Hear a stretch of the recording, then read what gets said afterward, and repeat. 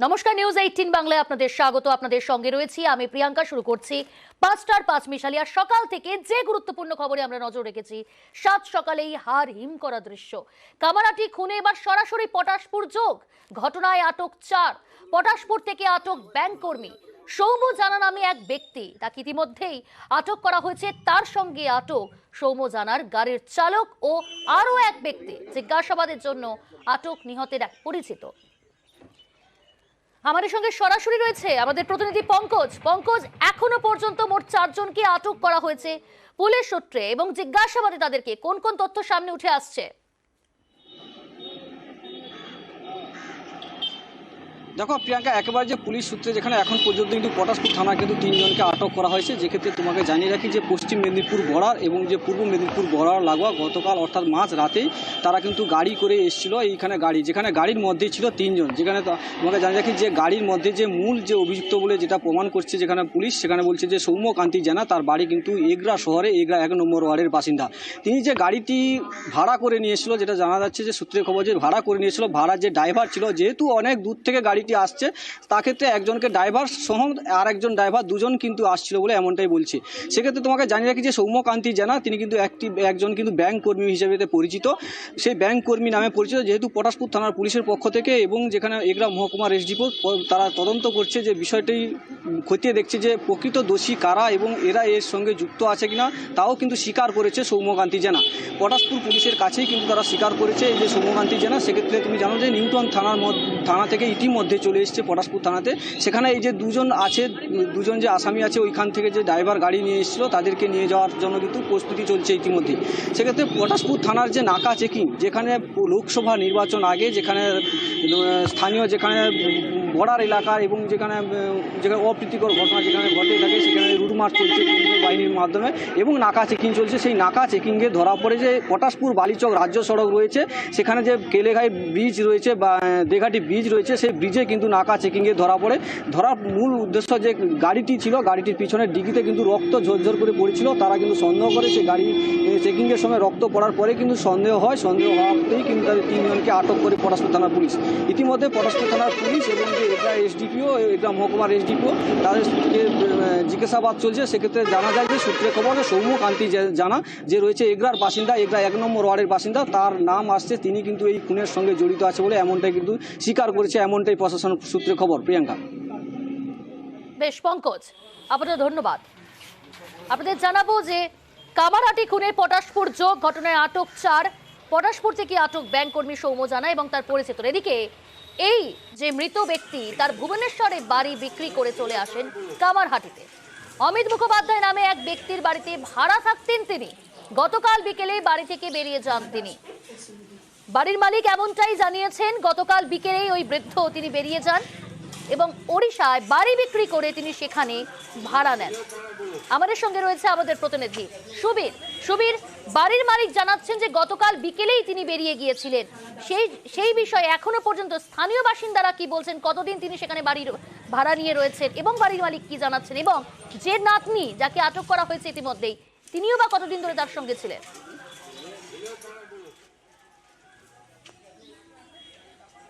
দেখো, তোমাকে জানিয়ে রাখি, উড়িষ্যার ভুবনেশ্বরের ভৌমা নগর এলাকাতে কিন্তু এই সুবোধ কুমার সরকারের আসল বাড়ি, এবং সেখান থেকে কিন্তু তিনি বাড়ি বিক্রি করে কিন্তু চলে আসেন এই কামারহাটি পৌরসভার 32 নম্বর ওয়ার্ড বেলঘরিয়া নন্দননগর মধ্যপাড়া এলাকাতে। তোমাকে একটা সূত্র জানিয়ে রাখি, যেটা সেই সূত্র থেকে জানা যাচ্ছে যে এই যে সুবোধ কুমার সরকার, তার একটি বন্ধু এই বেলঘরিয়া থাকে এবং সেই বন্ধুর সাথে কিন্তু তার পরিচয়, এবং সেই জায়গা থেকে যেটা জানা যাচ্ছে যে বন্ধু যিনি রয়েছেন, তার যে মেয়ে, তার মেয়ের নামে কিন্তু পাপিয়া সামন্ত, এবং পাপিয়া সামন্ত তার কাছে থাকতেন, এবং পাপিয়া সামন্ত কিন্তু সকালবেলা আসতেন এবং তাকে রান্না থেকে শুরু করে তার খোঁজ খবর সমস্ত কিছু, রান্না সমস্ত কিছু করে দিয়ে তিনি কিন্তু রাত্রিবেলা চলে যেতেন। তার সাথে এক ব্যাংক কর্মীর যোগসাজশ হয় এবং তার সাথে কিন্তু সেই সম্পর্ক হয়। তারপরে কিন্তু সেই ব্যাংক কর্মী তাকে বিভিন্ন জায়গায় টাকা তোলা থেকে শুরু করে বিভিন্ন জায়গায় কিন্তু তিনি নিয়ে যেতেন, এবং এই ব্যাংক কর্মী গতকাল কিন্তু এই যেই বাড়িতে তিনি থাকতেন সেখান থেকে থেকে কিন্তু তিনি বেরিয়ে চলে যান এবং বেরোনোর পর তারপর রাত্রিবেলা কিন্তু তিনি বাড়িতে ফিরে আসেন না। এবং বাড়ির যিনি মালিক রয়েছেন অমিত মুখার্জি, তিনি বলছেন যে রাত্রিবেলা বাড়িতে না ফেরায় তার সাথে কিন্তু কোনো রকম কোনো যোগাযোগ করা যায়নি এবং তারপরেই কিন্তু আজকে সকালবেলা এই ঘটনা তিনি শুনতে পান এবং এই ঘটনায় যখন এলাকায় খবর পৌঁছায় তখন কিন্তু মানুষের মধ্যে একটা চাঞ্চল্য তৈরি হয়।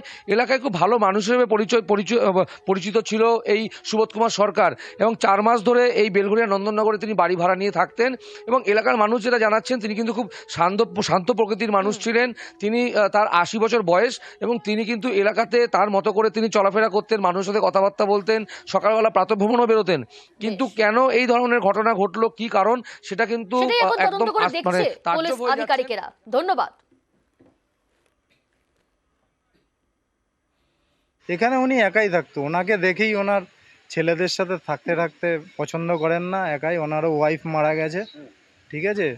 ওই একটা মায়া পড়ে কম পয়সায় আর কি আমি দিয়েছিলাম কালকে রাত্রেই তো ঘটনা। আমার বাড়িতে মার কাজ ছিল বাৎসরিক, তা খেয়ে বেরিয়েছে, সেই যে বিকালে গেছে, তবে রাত্রিবেলা আর ফেরেনি।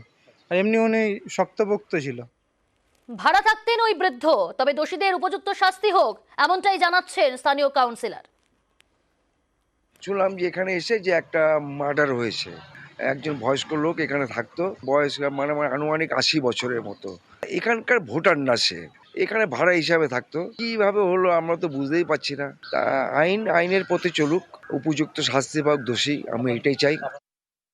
মহুয়া মৈত্রের বাবার ফ্ল্যাটে তল্লাশি চালানোর পর এবার নদিয়ার কৃষ্ণনগরে মহুয়া মৈত্রের দলীয় কার্যালয় সিবিআই অভিযান। আজ সকাল থেকে সিবিআই এর এই অভিযান।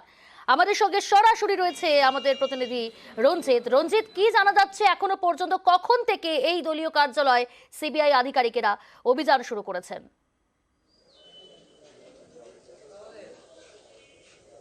তো কৃষ্ণনগরের সাংসদ ছিলেন মহুয়া মৈত্র, তার যে সাংসদ কার্যালয়, সেই কার্যালয়ে প্রায় 2 ঘন্টার বেশি সময় ধরে সিবিআই এর প্রতিনিধি দল তারা তল্লাশি চালায় সেখানে, এবং বাইরে কেন্দ্রীয় বাহিনী মোতায়েন ছিল। এই মুহূর্তে সিবিআই প্রতিনিধি দল তারা মহুয়া মৈত্রের পাশেই ভাড়া নেওয়া। তুমি জানো যে মহুয়া মৈত্র কৃষ্ণনগরে বর্তমানে তিনি তৃণমূল কংগ্রেসের প্রার্থী হয়েছেন এবং তার যে নির্বাচনী কার্যালয়, সেখানে একটি বাড়ি ভাড়া নেওয়া হয়েছিল। সেই বাড়িতে এই মুহূর্তে সিবিআই এর যে দল তারা কিন্তু এই মুহূর্তে সেখানে প্রবেশ করেছে এবং সেখানে তারা খতিয়ে দেখছে ভেতরে সেই টিম গেছে, পাশাপাশি কেন্দ্রীয় বাহিনী সেখানে বাড়িটা দেখানোর চেষ্টা করব।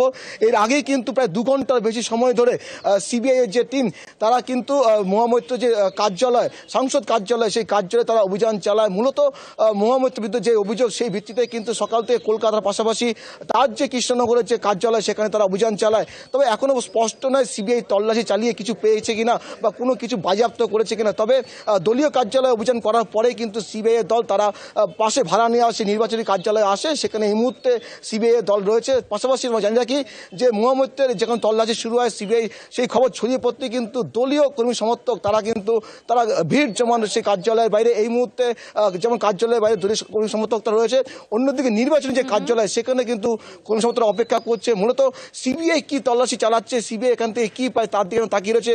অন্যদিকে যেহেতু মহুয়া মৈত্র একদিকে বহিষ্কৃত, অন্যদিকে বর্তমানে তিনি তৃণমূল কংগ্রেসের প্রার্থী, সেক্ষেত্রে দাঁড়িয়ে ইতিমধ্যে তার বিরুদ্ধে যে সিবিআই অভিযান তা নিয়ে কিন্তু রাজনৈতিক জল্পনা শুরু হয়েছে। বেশ, প্রিয়াঙ্কা।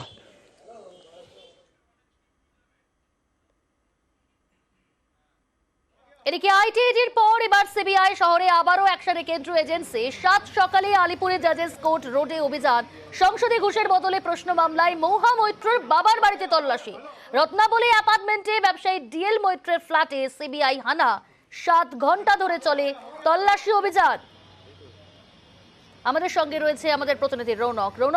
7 ঘন্টা ধরে তল্লাশি অভিযান চালানোর পর কি উদ্ধার করলো সিবিআই আধিকারিকেরা, কি জানা যাচ্ছে? দেখো, যখন সিবিআই আধিকারিকরা বেরিয়ে আসে তখন কিন্তু তাদের হাতে কোনো রকম নথি দেখা যায়নি এবং যে প্রিন্টার নিয়ে প্রবেশ করেছে সেই প্রিন্টার নিয়ে তাদেরকে বেরিয়ে আসতে হয়। অর্থাৎ টানা 7 ঘন্টা যে তল্লাশি অভিযান চালানো হয়, মহুয়া মৈত্রর মা তিনি উপস্থিত ছিলেন, তাদের কিন্তু টানা 7 ঘন্টা জিজ্ঞাসাবাদ করা হয়। সেই অর্থে কোনো রকমই নথি নিয়ে বেরোতে দেখা যায়নি সিবিআই অফিসারদের। মূলত এটা জানা গেছিল যে সকাল থেকেই মহুয়া মৈত্রের বাবার যে ফ্ল্যাট, সেই ফ্ল্যাটে কিন্তু অভিযান চালায় সিবিআই আধিকারিকরা এবং দিল্লি থেকে একটি টিম আসে, তারাই মূলত এই অভিযান চালায়। কিন্তু এই যে টানা 7 ঘন্টা অভিযান চালানো হয়, তারপরে কিন্তু সেই অর্থে কোনো রকম নথি নিয়ে বেরিয়ে আসতে দেখা যায়নি সিবিআই আধিকারিকদের।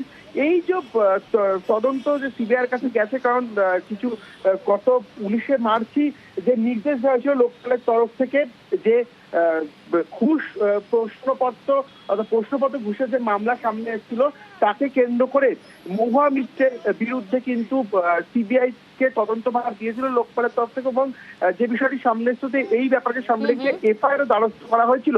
তারপরে একেবারে তৎপর ভূমিকা পালন করে সিবিআই এবং আজ সকালবেলা কলকাতার তার যে ফ্ল্যাট সেই ফ্ল্যাটে হাজির হন এবং এই ডিএল মৈত্র এককালীন ব্যবসায়ী এবং মহুয়া মিত্রর বাবা তিনি কিন্তু এই ফ্ল্যাটে হাজির ছিলেন না, কারণ জানা যাচ্ছে তিনি গুরুতর অসুস্থ। এবং মহুয়া মৈত্র তাকেও কিন্তু পাওয়া যায়নি, কারণ তুমি জানো তিনি ইতিমধ্যে তৃণমূল কংগ্রেসের এইবারের লোকসভা ভোটের নির্বাচিত প্রার্থী কৃষ্ণনগরে তিনি রয়েছেন সেখানেই। ধন্যবাদ রৌনক। নিরাপত্তা রক্ষী তিনি কি জানিয়েছেন একবার শোনাবো আপনাদের। হ্যাঁ এই যে তো আমি আজ পর্যন্ত দেখিনি ওনাকে, মহুয়া মৈত্র কে আছে। ও তো চলতে পারে না, তো করবে কি? ওনার অনেক বছর 70 দিয়ে ওভার আছে। ওরা মা বাবা থাকে, ওবি কবে কোনো সময় আসে চলে যায়।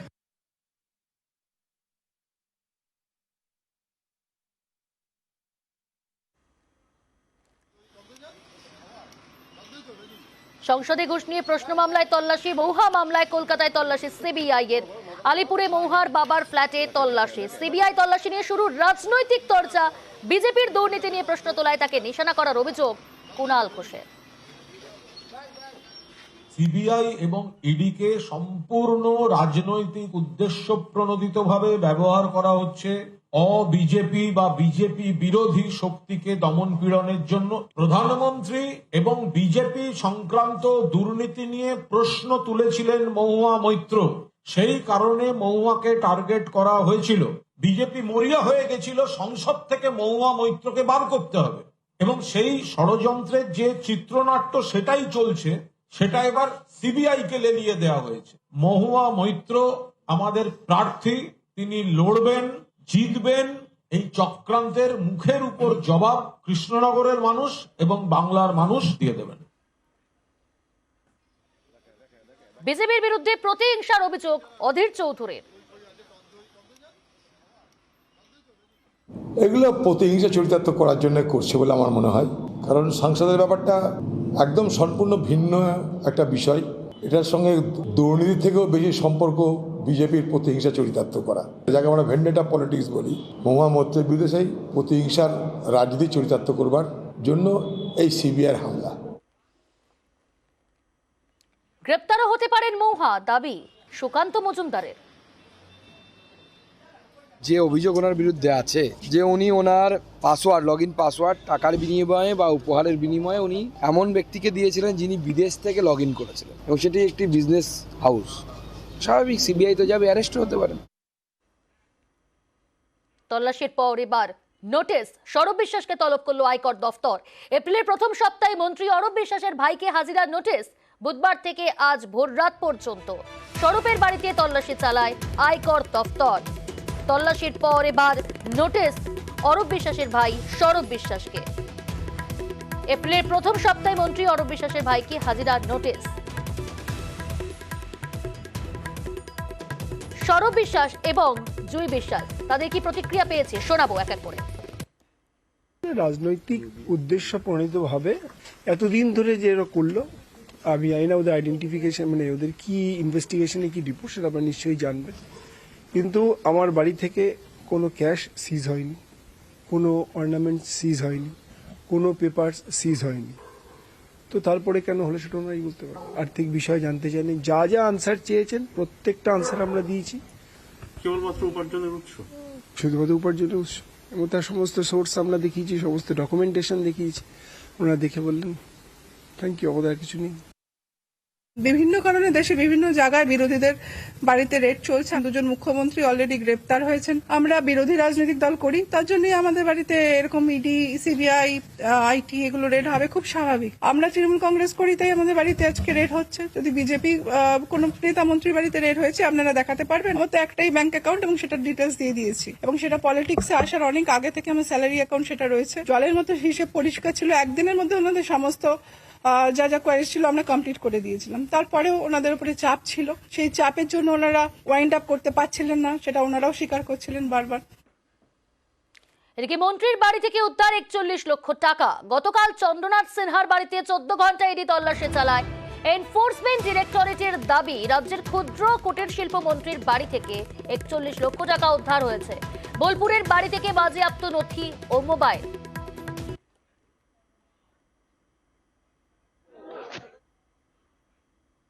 যা বলেছে আমরা কোঅপারেট করেছি, ওনারাও করেছেন। আবার যা জিজ্ঞেস করেছেন ঠিক আছে, আমরাও তার উত্তর দিয়েছি, উনিও বুঝেছেন। নেতা নেত্রী থেকে মন্ত্রী, ইডি, সিবিআই থেকে আইটি, বাংলায় 3 এজেন্সির ত্রিমুখী অভিযানে তুঙ্গে তরজা। ভোটের আগেই বেছে বেছে বিরোধীদের টার্গেট কেন্দ্রের। কেজরি সোরেনের উদাহরণ টেনেই সরব তৃণমূল কংগ্রেস। 3টি জায়গার ছবি আমরা তুলে ধরছি আপনাদের সামনে এই মুহূর্তে। একদিকে মৌহা মৈত্র তার বাবার বাড়িতে, সেখানে সিবিআই হানা আজ সকালে। পাশাপাশি তল্লাশির পর এবার সৌরভ বিশ্বাসকে আইটি নোটিশ দিল। এবং পাশাপাশি যে ছবি দেখাচ্ছি, রাজ্যের মন্ত্রী চন্দ্রনাথ সিনহা, তার বাড়ি থেকে উদ্ধার করা হয়েছে 41 লক্ষ টাকা, এমনটাই দাবি করছে ইডি। এবং তার বাড়িতেও কিন্তু দীর্ঘক্ষণ তল্লাশি অভিযান চালায় ইডি আধিকারিকেরা।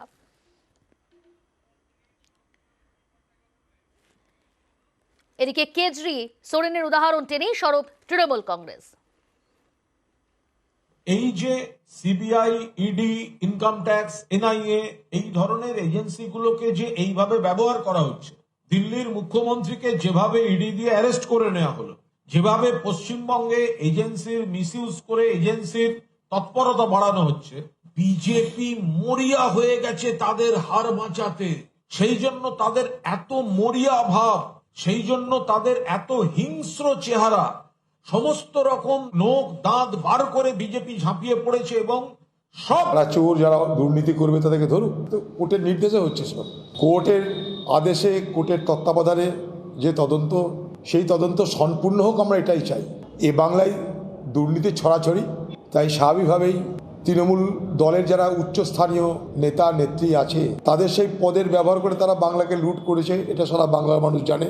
তাই তাদের বিরুদ্ধে শাস্তিমূলক এবং কড়া ব্যবস্থা উচিত, কারণ এই দুর্নীতি করা মানে বাংলার সাধারণ মানুষকে ঠকানো। তৃণমূল কংগ্রেস দুর্নীতির সঙ্গে যুক্ত, পাল্টা মন্তব্য বিজেপির রাজ্য সভাপতি সুকান্ত মজুমদারের। প্রত্যেক জায়গার আলাদা আলাদা বিষয় আছে। আইটি আলাদা কাজ করে, ইডি আলাদা কাজ করে, সিবিআই আলাদা কাজ করে। আমাদের যে এথিক্স কমিটি, সেই এথিক্স কমিটি সিবিআই তদন্তের নির্দেশ দিয়েছিল মহুয়ার ক্ষেত্রে। আইটির কাজ করছে। আর ইডি তো বহুদিন ধরেই ইডির রেট চলছে শিক্ষা দুর্নীতি নিয়ে, আর হচ্ছে পিডিএস দুর্নীতি নিয়ে। তৃণমূল কংগ্রেসের আমলে গোটা রাজ্য চোরে ভর্তি, যেখানে ডিল মারবেন সেখানে চোর পাবেন। চোরেদের বাড়িতে ইডি সিবিআই যাবে, এটাই তো স্বাভাবিক। আমি বিজেপি নেতাকে আর একটা চ্যালেঞ্জ করছি আপনার মাধ্যমে, চ্যালেঞ্জের পর চ্যালেঞ্জ। আমাকে অ্যারেস্ট করান, আমি একদিনও ডায়মন্ড হারবারে পা রাখবো না। আর বিরুদ্ধে আপনি দাঁড়ান, মানুষের দরবারে লড়াই হোক।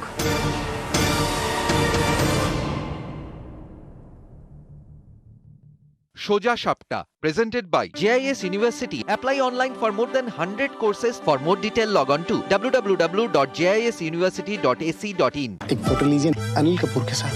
Pilgard, no rusting, long lasting. Special partner. Inspired by the energy of fire. Wildstone, Code Pyro. সন্দেশখালীতে ফের বিক্ষোভ, আগুন জ্বালিয়ে বিক্ষোভ সন্দেশখালীতে। নজর রাখতেই হচ্ছে সেদিকে। সন্দেশখালী শিয়ারা এলাকায় টায়ার জ্বালিয়ে বিক্ষোভ। সন্দেশখালীতে সিপিআইএম এর কর্মীদের বিক্ষোভ। প্রতিনিধি রয়েছেন আমাদের সঙ্গে অনুপম, কি দাবি তুলছেন বিক্ষোভকারীরা, আর কি অভিযোগ আনছেন সামনে?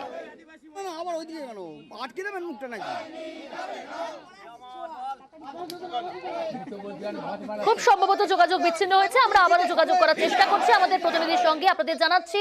এবং যে ছবি তুলে ধরছি, সন্দেশখালীর ছবিটা দেখছেন।